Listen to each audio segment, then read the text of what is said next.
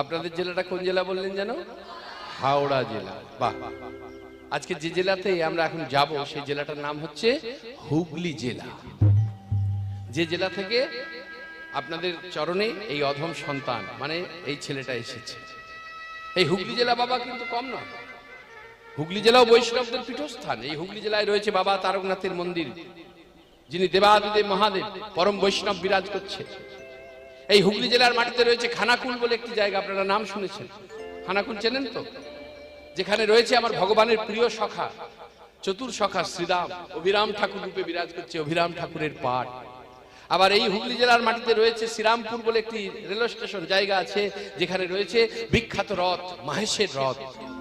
আর এই হুগলি জেলার মাটিতে আপনার আমার সেই হৃদয়ের মণিকোঠায় জায়গা করে নিয়েছে বৈষ্ণব জগতের চূড়ামণি ৬ গোস্বামী পাদের ১ গোস্বামী পাদ। সেই পবিত্র মাটি, সেই পবিত্র গ্রাম, সেই গ্রামের নাম হলো আদি সপ্তগ্রাম। সেখানে কোন ভক্ত জন্ম নিল? ওই যে জয়রূপ সনাতন ভট্ট রঘুনাথ, শ্রীজীব গোপাল ভট্ট দাস রঘুনাথ। এই রঘুনাথ দাস গোস্বামী মহাশয় জন্ম নিয়েছিলেন আদি সপ্তগ্রামে। মায়েদের চরণে নিবেদন, একটা ভক্ত সন্তান যদি কোনো মায়ের গর্ভে আসে, এটা শাস্ত্র বলছে, আমি বলছি না, বলছে জননী কৃতার্থা, মানে মায়ের গর্ভধন্য। মায়ের গর্ভধন্য শুধু তাই নয়, সেই মা ধন্য। বসুন্ধরা বসতিষ্ঠা ধন্যা, মানে যে মাটিতে জন্ম নেয়, যে পাড়ায় জন্ম নেয়, সেই পাড়া ধন্য, সেই মাটি ধন্য হয়ে যায় একটা ভক্ত সন্তান যদি কোনো মায়ের গর্ভ থেকে জন্ম নেয়। তারপরে বললেন তেষাঙ্কুলে বৈষ্ণব নাম ধেয়া, অর্থাৎ তার পূর্বপুরুষগণ মনের আনন্দে স্বর্গে নৃত্য করে। তবে যে সকল মায়েদের সন্তান গর্ভে আসছে না, অনেক মন্দিরে মাথা ঠুকেছ, অনেক বড় বড় ডক্টর কবিরাজ কত জড়িবুটি সেবা করেছ, সন্তান আসছে না, তাদের চরণে নিবেদন জানিয়ে যায় দীনকৃষ্ণ ব্রহ্মচারী, আপনারা এক কাজ করবেন, আপনারা একবার অন্তত এই যে বৈষ্ণবদের নিয়ম সেবা মাস, যেটাকে দামোদর ব্রত মাস বলা হয়, দুর্গা পূজার দশমীর পরের দিন যে একাদশী, সেই একাদশী থেকে শুরু হয় নিয়ম সেবা মাস। এই নিয়ম সেবা মাসে অষ্টমী তিথি, একাদশী থেকে যে অষ্টমী তিথি, এই অষ্টমী তিথিতে রাধা কুণ্ডে মধ্য রজনীতে স্নান যোগ। যে সকল মায়েদের এই সমস্যা রয়েছে, একবার কৃপা করে বৃন্দাবনে যাবেন, গিয়ে রাধা কুণ্ডে স্নান করে পবিত্র মনে চিত্ত স্থির করে রাধা কুণ্ডে স্নান করে একটা ফল দান করে আসবেন, আর রাধারানীকে মনের বার্তা জানিয়ে আসবেন। রাধারানী এতই কৃপাময়ী, আপনার মনের বার্তা যদি তার কর্ণে পৌঁছায়, অতি অবশ্যই তিনি কৃপা করবেন। রাধে রাধে। এ কথা একেবারে সত্য, এ কথা একেবারে সত্য, সত্য, অন্যথা হবে না। নিতাই গৌর হরিব। তাই এই গোবর্ধন দাস আর হিরণ্য দাস জমিদার দেবরাজ ইন্দ্রের মতো সম্পদ, কিন্তু বাবা সম্পদ থাকলেই তো হবে না। সেই সংসারে কোনো সন্তান ছিল না। হরি বল, হরে কৃষ্ণ। সেই সংসারে কোনো সন্তান ছিল না। রাধা মাধবের চরণে নিত্যদিন জানিয়ে সেই সংসারে এসেছিল সন্তান। গোবর্ধন দাসের স্ত্রী হয়েছিল গর্ভাবতী। মাধবের কাছে জানিয়েছিল, মাধব এসেছি যখন চলে যেতে হবে, কিন্তু চলে তো যাবই, তোমার কি সেবা কে করবে? একজন সেবক তো তুমি দাও। প্রার্থনা জানিয়েছিল, সেই প্রার্থনা পূর্ণ হয়েছিল। গোবর্ধন দাসের স্ত্রী হলো গর্ভাবতী, আর সেই গর্ভ পূর্ণ হলো 10 মাস 10 দিন পর। আর ঠিক 10 মাস 10 দিন পর সেই গর্ভ পূরণের পর কি হলো? একটা ফুটফুটে পুত্র সন্তানের জন্ম দিল। আর মহাজন এক পাশে দাঁড়িয়ে কলম দিল, ওই দেখো সপ্তগ্রামে জনমিলা দাস রঘুনাথ, সপ্তগ্রামে জনম হরি বল, হরি বল। দাস রঘুনাথ, সপ্তগ্রামে জনমিলা দাস রঘুনাথ, সপ্তগ্রামে জনমিলা দাস রঘুনাথ, সপ্তগ্রামে জনমিলা দাস রঘুনাথ। জেঠু হিরণ্য পিতা গোবর্ধন দাস, জেঠু হিরণ্য পিতা গোবর্ধন দাস, জেঠু হিরণ্য পিতা গোবর্ধন দাস, পুত্র হেরি পিতা মাতার আনন্দ না ধরে, পুত্র হেরি পিতা মাতার আনন্দ না ধরে, পুত্র হেরি পিতা মাতার আনন্দ না ধরে, পাড়া প্রতিবেশী সবাই জয়ধ্বনি করে, পাড়া জয় ধ্বনি করে ওই পাড়া প্রতিবেশী সবাই জয় ধ্বনি করে শঙ্খধ্বনি উলুধ্বনি করে নারীগণ। শঙ্খধ্বনি উলুধ্বনি করে নারীগণ শঙ্খধ্বনি উলুধ্বনি করে নারীগণ একটা মাত্র শঙ্খ বাজছে, বাদ বাকি শুধু উলুধ্বনি পাচ্ছি। ভাগবত শুনতে এলে, কীর্তন শুনতে এলে শুধু ড্যাং ড্যাং করে চলে এলেই হবে না, শুনতে আসার কিছু নিয়ম আছে। কি নিয়ম? হরি বল, হরে কৃষ্ণ। কীর্তন যেদিন শুনতে যাব, বাজার থেকে একটা ভালো ফুলের মালা কিনে নিয়ে আসতে হয়, একটু ঝরা ফুল নিতে হয়। এগুলো ভক্তি জীবনের একটা পথ। একটা ফুলের মালা, একটু ঝরা ফুল, একটু মিষ্টান্ন ফল, একটু ধূপবাতি নিয়ে এইবার কাছাকাছি যে সকল মায়েদের বাড়ি, সেই গৃহ থেকে একটা করে শঙ্খ হাতে নিয়ে আসতে হয়। তা কি করবেন? যখন আসবেন সেই মালা, সেই মিষ্টান্ন ফল যিনি সেবা করছেন ওনার হাতে তুলে দিয়ে বলতে হবে, বাবা কৃপা করে একটু আমার ভগবানকে এগুলো সেবা দিও, আর এই মালাটা আমার ভগবানের গলায় পরিয়ে দিও। বাহ! যদি যোগ্য না হয় আপনি কৃপা করে যোগ্য করে পরিয়ে দিন। এবার ধূপবাতিটা নিজে জ্বালতে হয়। হরি বল। ধূপবাতিটা নিজে জেলে এবার ভগবানকে একটু আরতি করতে হয়। আরতিটা কেমন করে করবে? আরতিটা কেমন করে করবে? লাফিয়ে ঝাঁপিয়ে না। এখন তো যা ঝাঁপাই জুড়ছে সব আরতির সময়।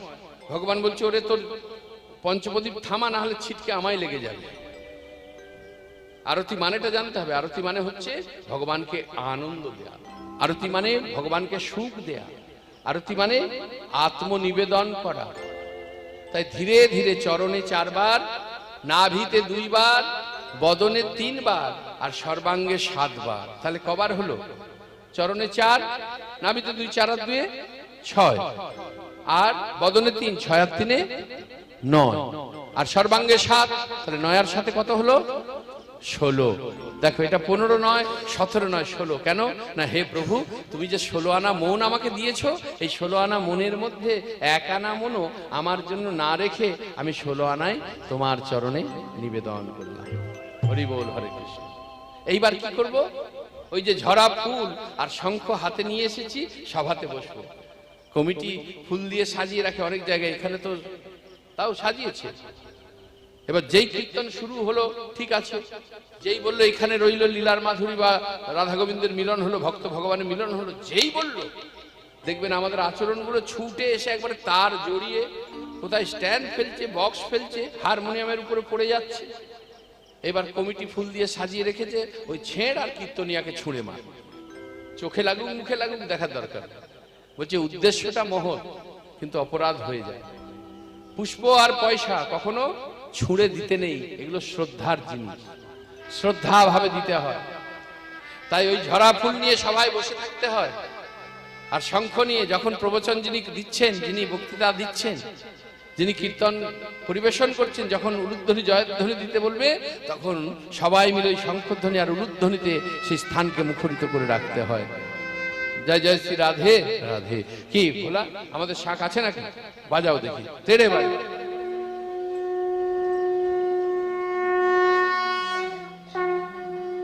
উলুধ্বনি উলুধ্বনি।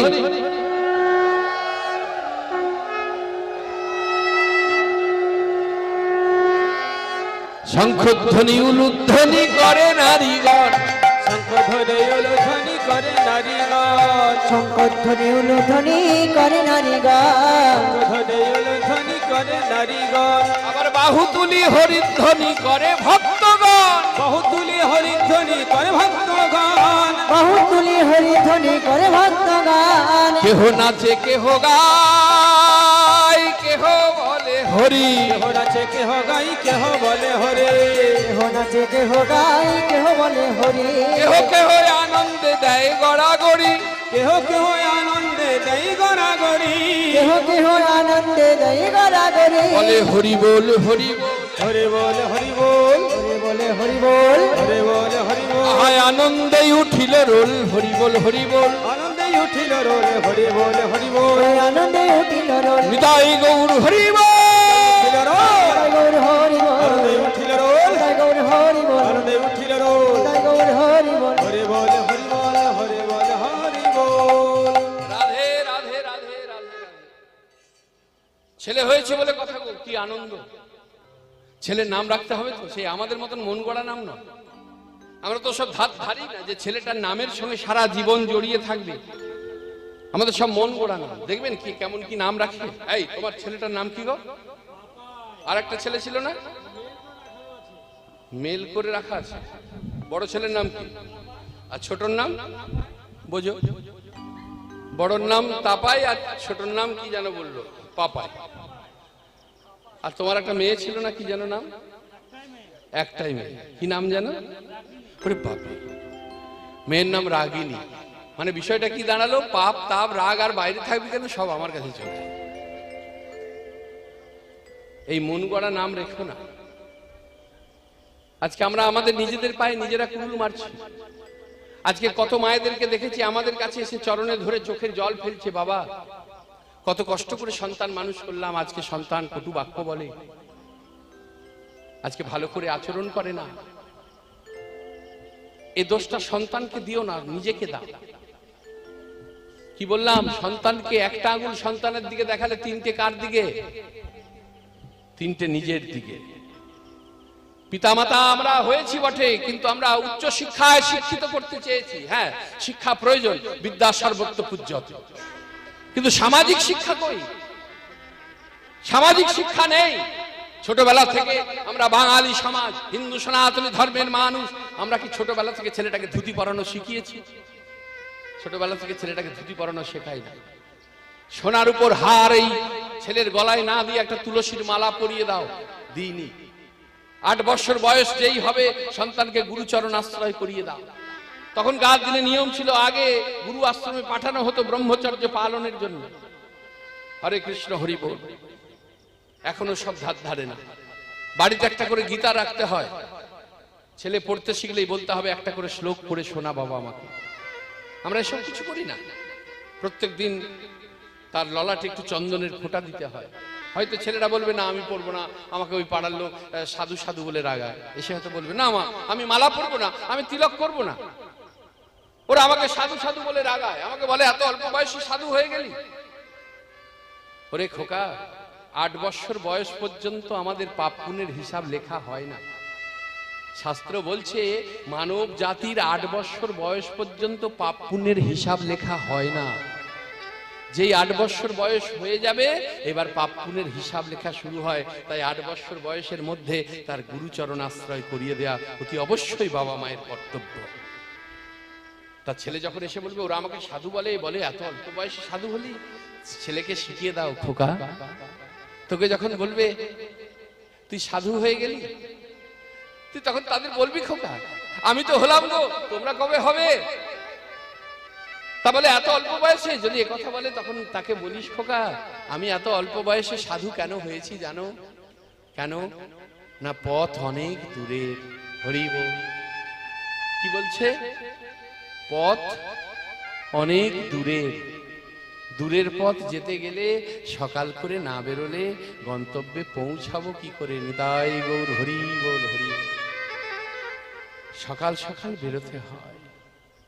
আমার ভগবানকে উদ্ধব প্রশ্ন করেছিল, প্রভু আপনার এতদিন অনেকে সবাই জানে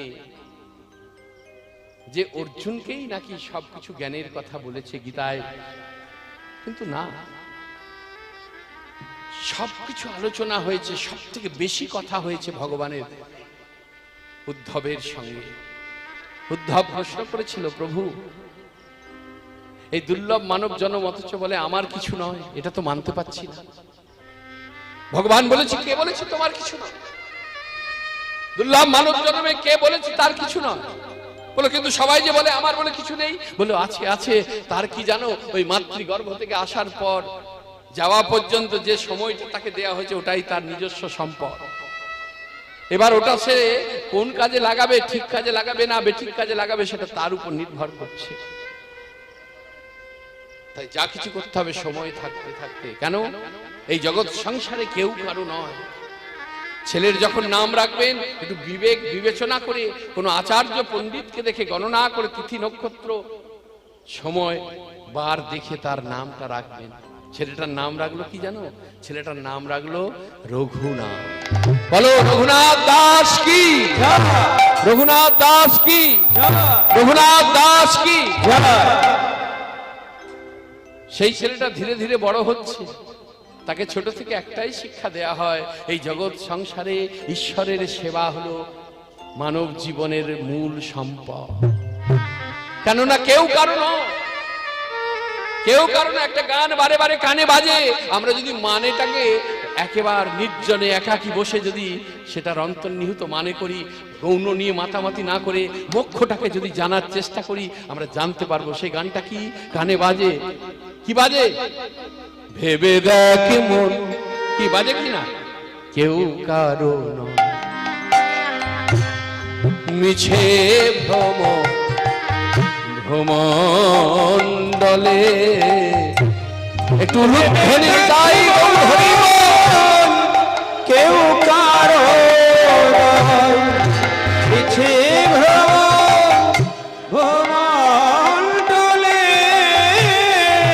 ভেবে দেখ মনে কেউ কারো নয়। ভুলো না দক্ষিণা কালী, ভুলো না দক্ষিণা কালী, ভুলো না দক্ষিণা কালী, বদ্ধ হয়ে মায়া জালে। ভেবে দেখ মন কেউ কারো নয়, মিছে ভ্রমণ্ডলে, ভেবে দেখ মনে কেউ কারো নয়।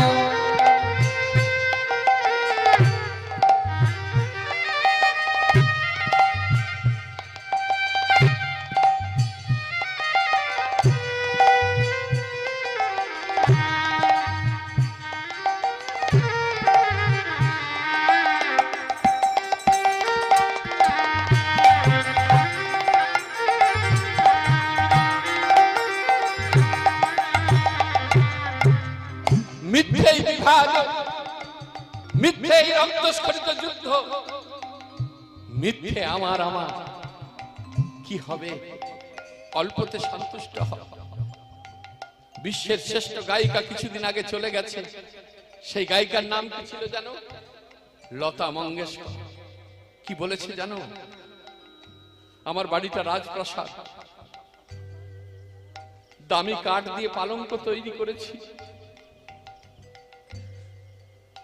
কত গদি বিছানা বালিশ, আজকে আমি সেখানে শুতে পাচ্ছি না। আজকে আমাকে হসপিটালের বেডে শুইয়ে রেখেছে। আমি এক একটা শাড়ি পরতাম 2.5-3 লক্ষ টাকা করে দাম। আমি হীরের গহনা পরতে ভালোবাসতাম, কিন্তু আজকে সেগুলো আলমারি ভর্তি হয়ে পড়ে আছে। আমি একটা হাফ গাউন পরে আছি। আমার মাথার চুলটা ঠিক করার জন্য 3-4টে মেয়ে ছিল, আজকে আমার মাথাতে একটাও চুল নেই। আমি 5 স্টার হোটেলে 7 স্টার হোটেলে খাওয়া দাওয়া করতাম, কিন্তু আজকে আমার খাওয়া দাওয়া কি জানো? দিনের বেলা একটা ট্যাবলেট, রাত্রে 1 চিমটি লবণ। আমি প্লেনে যাতায়াত করতাম, ওরা দয়া করে আমাকে একবার ওই বারান্দায় নিয়ে যায়, আবার ঘরের মধ্যে আমাকে প্রবেশ করিয়ে দেয়। আমি যে মঞ্চে দাঁড়িয়েছি, লক্ষ লক্ষ ভক্ত, কত পরিচিতি, মন্ত্রী, এমএলএ, এমনকি রাষ্ট্রপতির কাছে পুরস্কার পেয়েছি। আমার কত কোটি টাকা আছে আমি নিজেই জানি না, কিন্তু এত টাকা, এত পরিচিতি, এরা আমাকে যন্ত্রণা থেকে কেউ মুক্তি দিতে পারছে না, কেউ মুক্তি দিতে পারছে না। তাই মানুষ হয়ে মানুষের পাশে দাঁড়াও, রোগগ্রস্ত মানুষের সেবা করো, দুস্থ মানুষের সেবা করো, অতীত ফকির সাধুগুরু বৈষ্ণবকে কিছু দান করো। বলা যায় না এই আছি এই নেই, এই আছি এই নেই। এই জগতে কেউ কারো না, আমার কেন করবো? মনে পড়ে বীর যোদ্ধা আলেকজান্ডারের কথা, মনে পড়ে মৃত্যু সজ্জায় শুয়ে শুয়ে তার সেনাপতিকে ডেকে বলল, শোনো, আমার দেহ থেকে প্রাণ চলে গেলে আমার দেহটা যে কফিনে করে যাবে, ওই কফিনটাকে যেন চিকিৎসক বয়ে নিয়ে যায়, এই ডাক্তাররা যেন বয়ে নিয়ে যায়। বলল কেন? বলল বলছি। আর দ্বিতীয় অভিপ্রায় কি শুনে নাও সেনাপতি। দ্বিতীয় অভিপ্রায় কি? আমি যে বিশ্ব জয় করে যত সোনা হিরে মানিক আমি উপার্জন করেছি, আমি লুণ্ঠন করেছি, আমি হরণ করেছি, এগুলো সব রাস্তার মধ্যে ছড়িয়ে দিও, আর কফিনটা খুলে রেখো। তৃতীয় অভিপ্রায়, আমার হাত দুটো যেন কফিনের বাইরে থাকে। সেনাপতি জিজ্ঞাসা করলো, এই অভিপ্রায় কেন? বললো, ওই চিকিৎসক দিয়ে কেন কফিন বহানো হবে? বললো, এই জগৎ সংসারের কাছে তিনটে বার্তা আমি রেখে গেলাম।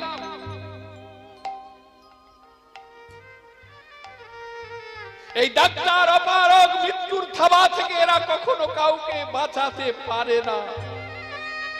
একটা বার্তা, সারা জীবন যে সোনা হিরে মানিক অর্থের পিছনে ছুটলাম, সময়ের অপচয় করেছি, তার এত সোনা, এত হিরে, এত অর্থ সম্পদ আমি একটা দানাও সঙ্গে নিয়ে যেতে পারছি না।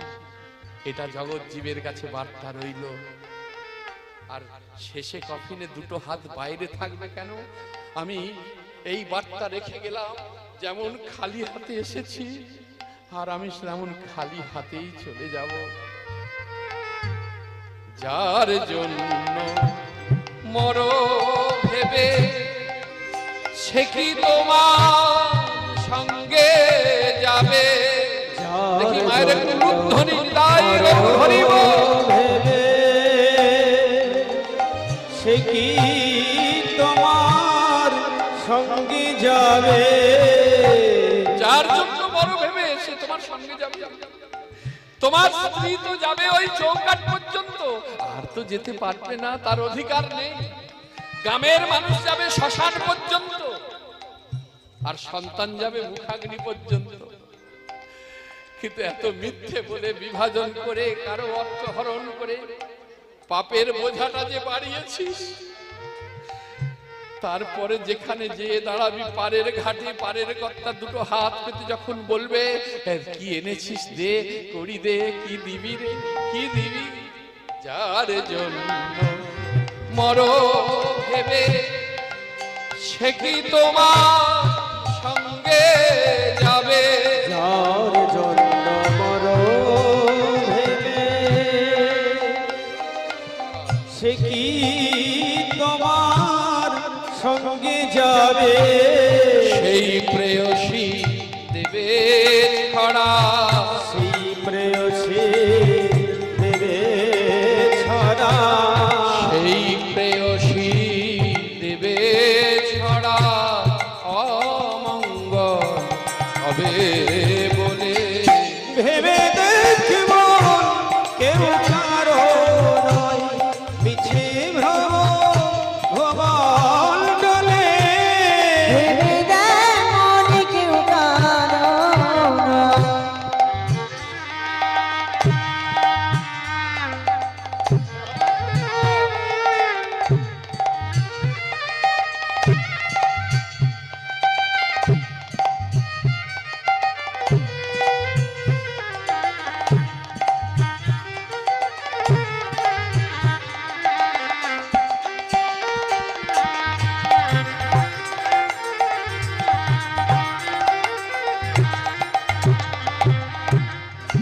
দিন দুই তিনের জন্য ভাবে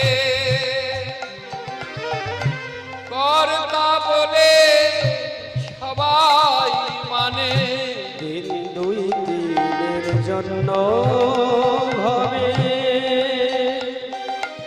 কর্তা বলে সবাই মানে। সেই কর্তারে দেবে ফেলে, সেই কর্তারে দেবে ফেলে, সেই কর্তারে দেবে ফেলে, কালা কালের কর্তা এলে। ভেবে দেখব কেউ কারো নয়, মিছে ভ্রম ভবন ডলে। ভেবে দেয় মনে কেউ কারো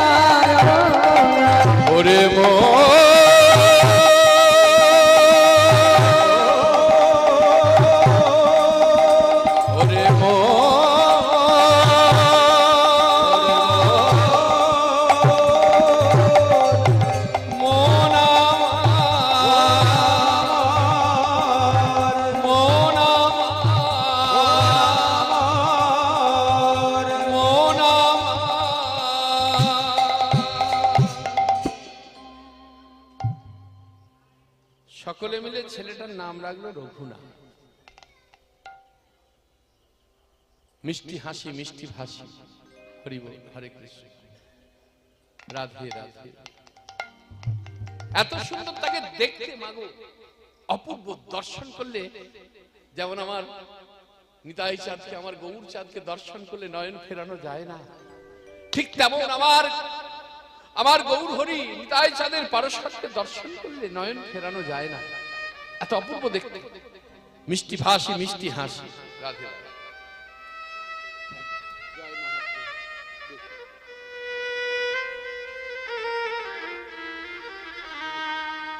জয় মহাপ্রভু, জয়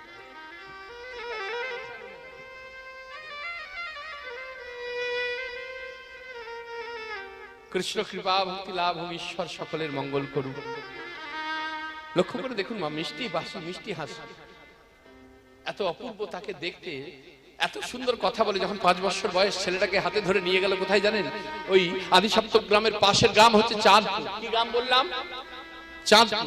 ইতিহাসটাকে জানতে হবে, কথাগুলো মন দিয়ে শুনতে হবে। ওই চাঁদপুরে কে আছেন? বড় মাপের পণ্ডিত, যার নাম হচ্ছে বলরাম আচার্য। হিরণ্যদাস গোবর্ধন দাস দুজনে ছেলেকে হাতে ধরে নিয়ে গেছে। আচার্যদেব, আচার্যদেব, হে কি জমিদার, আপনারা কাউকে দিয়ে খবর দিলেই হতো, আমি চলে যেতাম। না না, আপনি পণ্ডিত মানুষ, আপনি আচার্য মানুষ, আমাদের এটা কখনই উচিত হবে না আপনাকে ডেকে পাঠানো। আমরা এসেছি আপনার কাছে। কেন এসেছেন আমার কাছে? এই যে এই কয় রে খোকা, সেই রঘুনাথকে নিয়ে সম্মুখে দাঁড় করালো। আচার্যদেব, 7 নয় 5 নয়, একমাত্র আমাদের এই রঘুনাথ। মাধবের কাছে কত কৃপা ভিক্ষা চেয়েছি, চোখের জল দিয়েছি, তবে এই 7 রাজার ধন 1 মানিককে পেয়েছি। আমরা এসেছি আপনার চরণে, এই আমাদের খোকাকে নিবেদন করলাম, আপনি আপনার মতন করে বিদ্যা অভ্যাস করিয়ে মানুষের মতো মানুষ করে তুলুন। বাহ! তা প্রথমে বলরাম আচার্য রাজি হতে চাইনি, রাধে, কেননা বড় লোকের ছেলে, জমিদারের ছেলে, কোন পথে যাবে বাবা কে জানে, বলা তো যায় না, বেপথে গেলেই তো সর্বনাশ। তো যাকে অনেক বিনয়ের পরে রাজি হয়েছে। এইখানে ছেলেটা বিদ্যা অভ্যাস করে, এইখানে পড়াশোনা করে, আর এইখানে এসেছিল ওই নামের আচার্য নামাচার্য হরিদাস আতিথিয়তা গ্রহণ করে।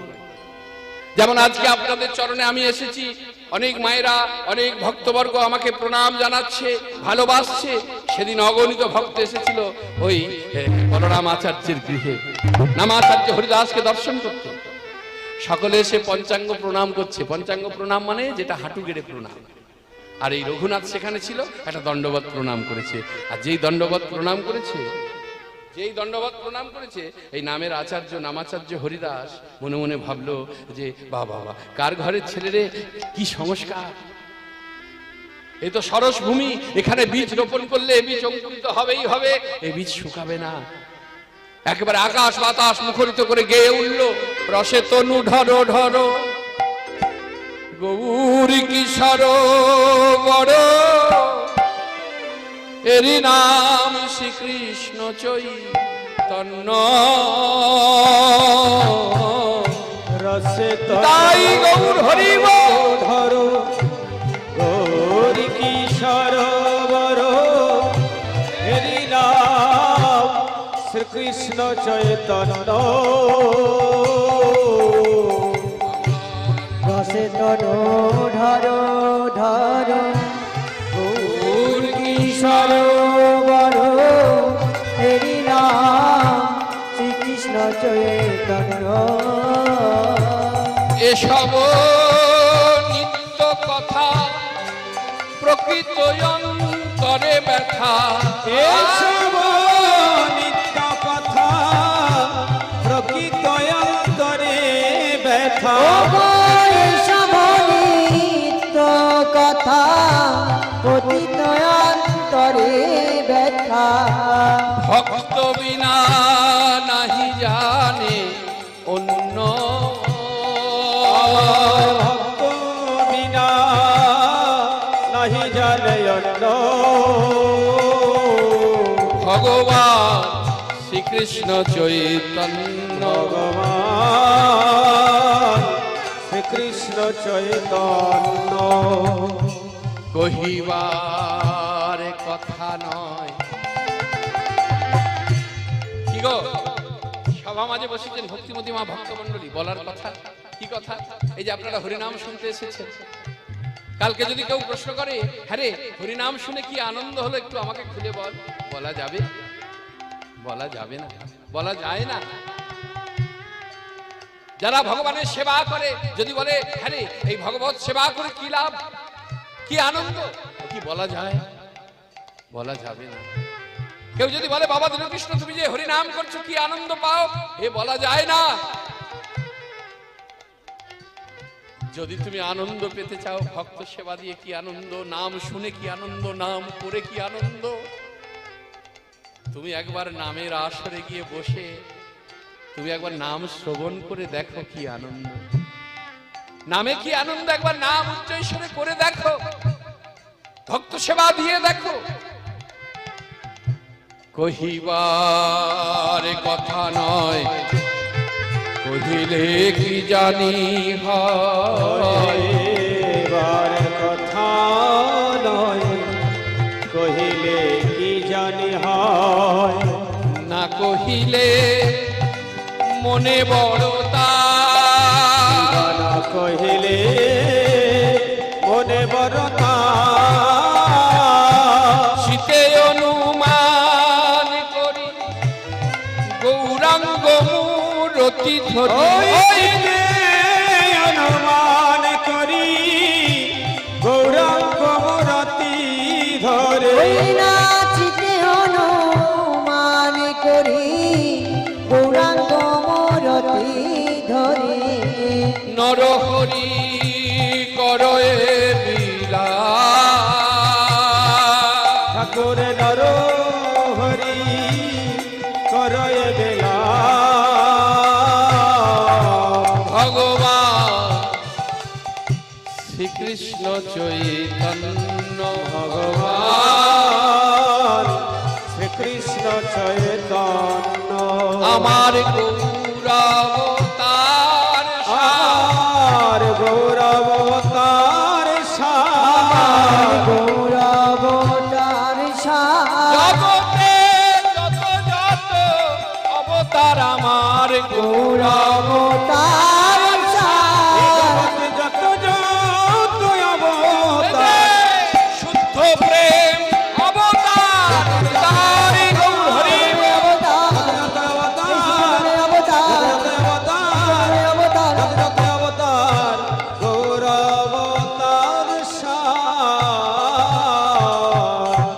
সকলে মিলে হরিনাম শ্রবণ করে নামের আচার্য নামাচার্য হরিদাসকে প্রণাম করলেন। প্রণাম করার পর যার যেমন দান দক্ষিণা নামাচার্য হরিদাসের চরণে নিবেদন করে ঘরে ফিরছে, এই ছেলেটা গিয়ে আবার একটা দণ্ডবত প্রণাম করেছে।